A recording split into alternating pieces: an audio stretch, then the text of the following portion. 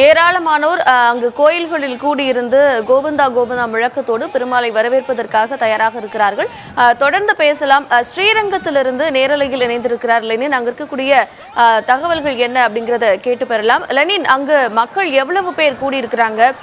ஸ்ரீரங்கம் மிகவும் முக்கியமான ஒரு தலமாக இருக்கக்கூடிய நிலையில அங்க இருக்கக்கூடிய ஏற்பாடுகள் எல்லாம் எப்படி பண்ணியிருக்கிறாங்க? விவரமாக சொல்லுங்க.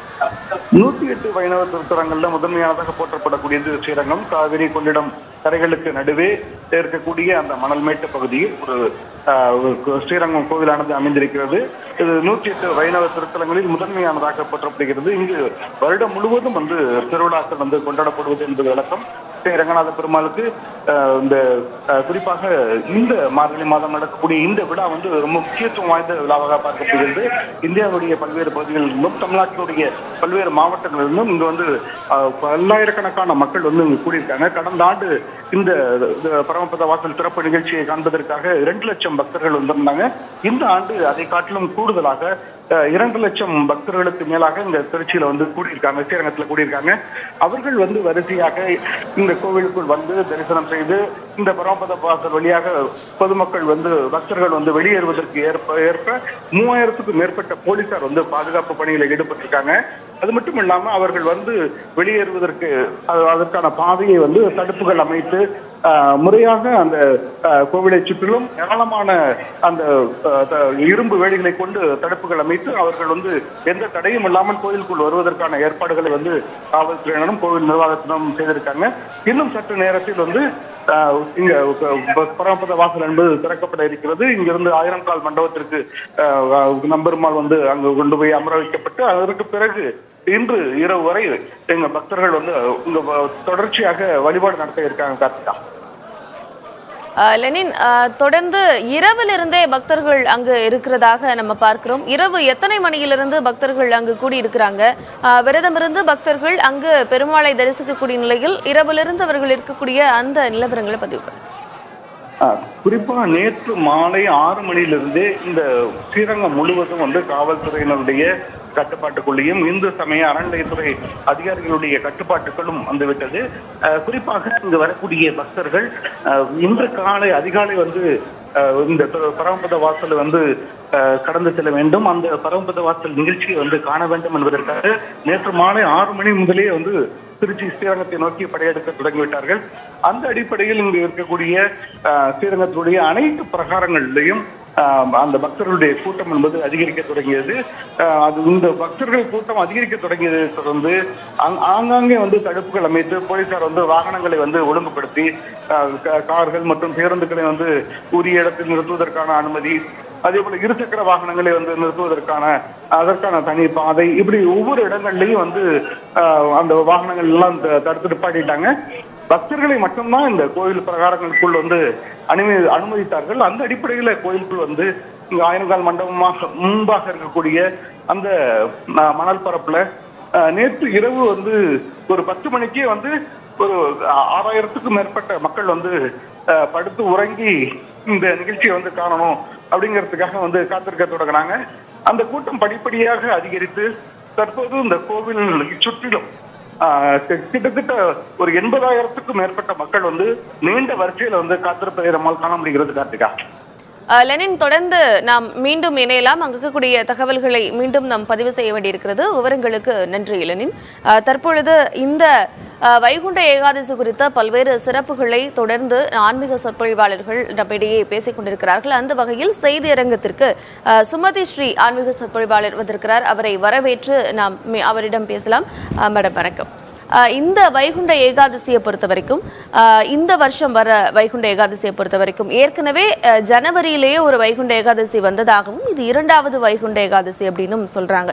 இந்த 2 வைகுண்ட ஏகாதசி அப்படின்னு சொல்றதுக்கான சிறப்பு என்ன? பொதுவா மார்கழி மாதம் வளர்பிறை ஏகாதசியில் வரக்கூடிய ஏகாதசியைத்தான் நாம் வைகுண்ட ஏகாதசி என்று கொண்டாடுகிறோம். இந்த வருஷம் 2 வைகுண்ட ஏகாதசி. ஏன் அப்படின்னா சித்திரை மாதத்தில் தான் நமக்கு வருடப்பிறப்பு தொடங்குகிறது இல்லையா? அப்ப ஜனவரி மாதம் வந்த அந்த வைகுண்ட ஏகாதசி மார்கழி மாதம் என்பது சென்ற வருடத்திற்குரியது. இந்த வருடம் மார்கழி மாதம் சித்திரை பிறப்புக்கு பிறகு வரக்கூடிய இந்த மார்கழி மாதத்தில் வளர்பிறை ஏகாதசி நாளில் நாம் வைகுண்ட ஏகாதசியை இன்றைக்கு நாம் கொண்டாடி கொண்டிருக்கிறோம். ஸ்ரீரங்கத்துக்கு என்ன சிறப்பு? அரங்கம் என்றால் 2 ஆறுகளுக்கு இடைப்பட்ட பகுதிக்கு அரங்கம்னு பேர். காவிரி ஆறு பாய்கிற வழித்தடத்தில் இப்படி 5 கோவில்கள் உண்டு, 5 அரங்கம் உண்டு. அதற்கு பஞ்சரங்க தலங்கள் என்று பெயர். கர்நாடகாவில் இருக்கக்கூடிய ஸ்ரீரங்கம், ஸ்ரீரங்கப்பட்டினம், திருச்சியில் இருக்கக்கூடிய ஸ்ரீரங்கம், கோவிலடியில் இருக்கக்கூடிய அப்பாலரங்கம், குடந்தையில் இருக்கக்கூடிய சாரங்கபாணி கோவில், திரு இந்தலூர் இங்கே இருக்கக்கூடிய பரிமள ரங்கநாதர் கோவில், இந்த 5 கோவில்களும் காவிரி ஆறு பாய்கிற வழித்தடத்தில் 2 ஆறுகளுக்கு இடைப்பட்ட நிலப்பகுதியில் இருக்கக்கூடிய கோவில்கள். அதனால்தான் இவற்றுக்கு பஞ்சரங்க தலங்கள் என்று பெயர். ஸ்ரீரங்கம் கூட காவிரிக்கும் கொள்ளிடத்திற்கும் நடுவிலே இருக்கும். இங்கே இருக்கக்கூடிய பெருமாளுக்கு அரங்கன் என்றே பெயர். ஸ்ரீரங்கத்தில் இருக்கக்கூடியவர் ரங்கநாதர், ரங்கன். குடந்தையில இருக்கக்கூடியவர் சாரங்கன். திரு இந்தலூரில் இருப்பவர் பரிமளரங்கன். கோவிலடியில் இருக்கக்கூடியவர் அப்பாலரங்கன். இப்படி 2 ஆறுகளுக்கு இடைப்பட்ட நிலப்பகுதியில் இருக்கக்கூடிய அரங்கம் என்கிற இடத்தில், அதுவும் வைணவர்களுக்கு கோவில்னாலே அது ஸ்ரீரங்கம் தான்.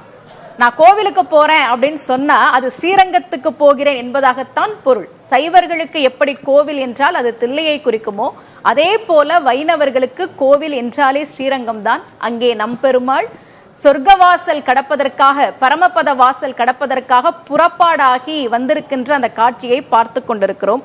பாண்டியன் கொண்டை அணிந்திருக்கிறார்.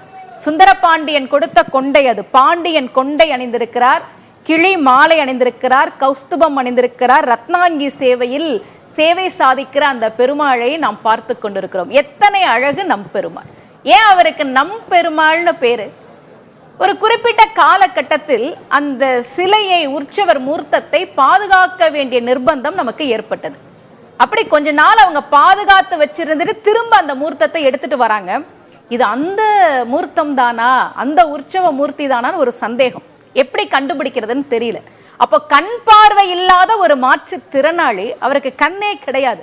அவர் தொட்டு பார்த்து, ஆஹா இது நம்முடைய பெருமாள் தான், இவர் நம் பெருமாள் என்று சொன்ன காரணத்தினாலேயே ஸ்ரீரங்கம் ரங்கநாதருக்கு நம்பெருமாள் என்கிற திருநாமம் அமைந்தது. அந்த நம்பெருமாள் சொர்க்கவாசல் என்கிற பரமபத வாசலை கடப்பதற்காக அங்கே தயாராக இருக்கிறார். எப்படி வருகிறார் பாருங்கள். அவர் நடந்து வருகிற அந்த அழகை பார்த்து கொண்டிருக்கிறோம். பச்சை மாமலை போல் மேனி, பவழ வாய், கமல செங்கன், அச்சுதா அமரர் ஏரே ஆயிர்தம் கொழுந்தே என்னும் இச்சுவை தவிர யான் போய் இந்திரலோகம் ஆளும் அச்சுவை பெறினும் வேண்டேன் அரங்கமா நகருளானே என்று ஆழ்வார் பாடினாரே. அந்த அழகன் அவ்வளவு சுந்தரத்தோடு தனக்கே உரிய கல்யாண குணங்களை கொண்டிருக்கக்கூடிய அந்த பெருமாள் சொர்க்கவாசல் காண்பதற்காக புறப்பாடாகி வந்து கொண்டிருக்கிற காட்சியை புதிய தலைமுறை வாயிலாக நாம் பார்த்து கொண்டிருக்கிறோம். இன்னும் சற்று நேரத்தில் இந்த சொர்க்கவாசல் திறக்கப்பட இருக்கிறது. அதன் வழியாக பெருமாள் வர இருக்கிறார். அதனை ஏராளமான பக்தர்கள் சூழ்ந்து அங்கு கோவிந்தா கோவிந்தா முழக்கத்தோடு எதிர்பார்த்து காத்திருக்கிறாங்க. தொடர்ந்து இந்த விஷயங்கள்ல பல்வேறு விஷயங்களை இதற்கு முன்னதாக பேசிக் கொண்டிருந்தாங்க. பாட்னாவிலிருந்து காணொலி காட்சி வாயிலாக ஆன்மீக சொற்பொழிவாளர் சுதா சேஷையன் அவர்கள். மீண்டும் அவரிடமே பேசலாம். மேம், இப்போ நம்ம இந்த வைகுண்ட ஏகாதசியில பல்வேறு சிறப்புகள் இருக்கக்கூடிய நிலையில இந்த வைகுண்ட ஏகாதசி சொர்க்கவாசல் அப்படிங்கிறத பரமபத வாசல்னு சொல்றாங்க. அதனுடைய அர்த்தம் என்ன? சொர்க்கவாசல பரமபத வாசல், வைகுண்ட வாசல், வடக்கு வாசல் அப்படின்னு எல்லாம் சொல்லுவாங்க. அதற்கு என்ன காரணம்னா, இந்த சொர்க்கவாசல் வழியாக போற ஜீவன் பரமபதத்தை போய் அடைந்து விடும். இப்ப நாமெல்லாம் ஜீவர்கள், மனிதர்கள் எல்லாம் ஜீவர்கள். இந்த ஜீவர்கள் இந்த வாழ்க்கை முடிஞ்சு, பூலோக வாழ்க்கை முடிந்து எங்கே போக வேண்டும் என்றால் பரமபதத்திற்கு. நம்பெருமாள் என்கிற அந்த பெருமாள் திவ்ய தரிசனமாக எப்போதும் நித்திய சேவையில் இருக்கிற பரமபதத்திற்கு போக வேண்டும். அப்படி அந்த ஜீவன் பரமபதத்திற்கு போவதற்கான வாசல் இந்த வாசல் என்பதனால் இதை வைகுண்ட வாசல் அல்லது பரமபத வாசல் என்று பெயர் சொல்லி அழைக்கிறோம். இப்போது பெருமாள் இந்த வாசல் வழியாக வருகிறார் என்பதே நாம் முன்னமே பார்த்தது போல இந்த ஜீவன் எப்படி நடந்து கொள்ள வேண்டும் என்பதை பெருமான் நடிப்பித்து காட்டுகிறார். நமக்கெல்லாம் அவரே ஒரு ரோல் மாடல் போல இருந்து இப்படித்தான் என்பதை நடித்து காட்டுகிறார். சகோதரி குறிப்பிட்டு சொன்னதை போல பெருமாள் அந்த சொர்க்கவாசல் வழியாக அதை தாண்டி பெருமாள் சொர்க்கவாசல் வழியாக வந்து கொண்டிருக்கிற அந்த திவ்ய காட்சியை இப்போது நாம் சேவிக்கிறோம். துரை மண்டபத்திலே இருந்து வேத கோஷங்களை எல்லாம், வேத விண்ணப்பத்தை எல்லாம் கேட்டுக்கொண்ட பெருமாள் வந்து கொண்டிருக்கிறார். சொர்க்கவாசலை தாண்டி மேள தாளம் முழங்க பெருமாள் அந்த கிளி மாலையை சூட்டிக்கொண்டு ரத்ன சுபாவை அணிந்து கொண்டு அந்த சொர்க்கவாசல் வழியாக பெருமாள் வருவதை நாம் சேவித்துக் கொண்டிருக்கிறோம். இந்த சொர்க்கவாசலை தாண்டி இந்த ஜீவன் செல்ல வேண்டும் என்பதற்காகத்தான் இப்போது பெருமாளே அதை நமக்காக நடித்துக் கொண்டிருக்கிறார். இதோ பெருமாள் அங்கே வந்து கொண்டிருப்பதை பார்க்கிறோம். இந்த சொர்க்கவாசலை தாண்டி அவர் வந்தவுடனே நன்றாக கவனித்தால் தெரியும், பெருமாள் சொர்க்கவாசலை தாண்டி வருகிற அந்த நேரத்தில் அவருடைய அந்த போர்வையை களைந்து விட்டு அதற்கு மாற்றாக ஒரு மாலையை சூட்டுவார்கள். நாம் பார்த்து கொண்டே இருக்கிறோம். எவ்வளவு அழகான அந்த திருக்காட்சி. ஊரிலேன் காணி இல்லை, உறவு மற்றொருவர் இல்லை, பாரில் நின் பாத மூலம் பற்றிலேன் பரமமூர்த்தி, காரொளி வண்ணனே என் கண்ணனே கதறுகின்றேன் என்று அன்றைக்கு ஆழ்வார் கதறியடை போல இப்போது அங்கே குழுமி இருக்கிற அடியார்கள் பக்தர்கள் எல்லாம் ரங்கா ரங்கா என்று உரிமையோடு கூப்பிட்டு கொண்டிருக்கிறார்கள். பக்கத்து வீட்டிலே இருக்கிற ரங்கனை கூப்பிடுவது போன்ற உரிமையோடுதான் பக்தர்கள் எல்லாம் ரங்கா ரங்கா என்று அழைத்து கொண்டிருக்க, அவர்களுக்கு சேவை சாதிப்பதற்காக பெருமாள் இதோ அந்த சொர்க்கவாசல் படியை தாண்டி கொண்டிருக்கிறார். அந்த ரத்ன சுபாவோடு வருகிற பெருமாள் ஸ்ரீபாதம் தாங்கிகள் அவருடைய நடையழகை காட்டி அங்கே வந்து கொண்டிருக்கிறார்கள். பெருமாளுக்கு 4 விதமான நடையழகுகள் உண்டு.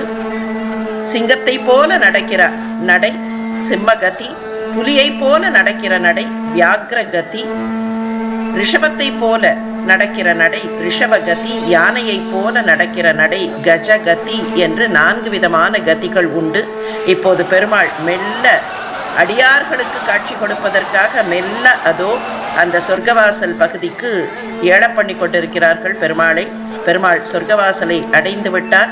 இப்போது சொர்க்கவாசலை தாண்டி நமக்கு சேவை சாதிக்க போகிறார். இந்த காட்சியை ஒரு கணமேனும் சொர்க்கவாசலை பெருமாள் பரமபத வாசலை பெருமாள் தாண்டி கொண்டிருக்கிறார். அந்த திவ்ய காட்சி பெருமாள் அதை தாண்டி வந்தவுடனே அவருடைய அந்த போர்வை களைய பெறும். போர்வை களைய பெற்று ஒரு புதிய மாலையை சூட்டுவார்கள். அதற்குத்தான் என்ன கணக்கு, இந்த ஜீவன் தன்னுடைய ஸ்தூல சரீரத்தை மொத்தமாக பிரகிருதி மண்டலத்திலே விட்டுவிட்டு ஒரு சூக்ஷ்ம சரீரத்தை, ஒளி பொருந்திய ஒரு சூக்ஷ்ம சரீரத்தை பெற்றுக்கொள்வதாக கணக்கு. இதற்குத்தான் அர்ச்சிராதிகதி என்று பெயர். இந்த ஜீவனை அக்னி உள்ளிட்ட தேவர்கள் வரவழைத்து உபசரித்து பரமபதத்திற்கு அழைத்து கொண்டு வருகிறார்கள். அந்த அர்ச்சிராதிகதி என்பதை காட்டுவதற்கு அடையாளமாக முன்னாலே அக்னியினுடைய அந்த ஒளி வீச பெருமாள் இதோ ரங்கா ரங்கா கோவிந்தா என்கிற அந்த திருநாமங்களுக்கு இடையே வைகுண்ட வாசலை தாண்டி கொண்டிருக்கிற அந்த திவ்ய காட்சியை சேவித்துக் கொண்டிருக்கிறோம். பெருமாளை பலவிதமாக பக்தர்கள் எல்லாம் அழைத்துக் கொண்டிருக்கிறார்கள். நலம் தரும் சொல் நாராயணா என்னும் நாமம் பெருமாள் ஸ்ரீமன் நாராயணனான அந்த பெருமாள் ரங்கநாத பெருமாள் நம் பெருமாள் என்று உரிமையோடு அழைக்கிற நம் பெருமாள் இதோ சொர்க்கவாசலில் நின்று ஒரு கணம் நின்று அப்படியே பக்தர்களுக்கு சேவை சாதித்துக் கொண்டே அந்த சொர்க்கவாசலை தாண்டுகிற அந்த காட்சியை பார்க்கிறோம். இந்த காட்சியை பார்த்த இந்த நேரத்திலேயே எல்லோருக்கும் ஓய்வு கிடைத்து எல்லோரும் சொர்க்கத்தை அடையக்கூடிய அந்த பாக்கியம் கிடைத்திருக்கிறது என்கிற நிலையில் திருவரங்கத்தில் பெருமாள் சொர்க்கவாசலை கடந்து விட்டார். திருவல்லிக்கேணியிலேயும் மதுரை தல்லாகுளத்திலேயும் சேலம் கோட்டையிலேயும் பெருமாள் அந்த சொர்க்கவாசலை தாண்டுவதற்காக பக்தர்கள் எல்லாம் காத்திருக்கிறார்கள். கோயில் என்றால் திருவரங்கம் என்கிற முறையில் முதலில் திருவரங்கத்தில் தான் பெருமாள் சொர்க்கவாசலை தாண்ட, அதற்கு பின்னர் மற்ற திருத்தலங்களிலே அந்த காட்சி நமக்கு சேவையாகும். நீங்கள் சொன்னது போல திருச்சி ஸ்ரீரங்கத்தில் தற்பொழுது சொர்க்கவாசல் திறக்கப்பட்டு அங்கு பெருமாள் உள்ளே நுழைந்ததும் பக்தர்களும் அந்த சொர்க்கவாசல் வழியாக வரக்கூடிய அந்த காட்சிகளை நம்மால் பார்க்க முடிகிறது.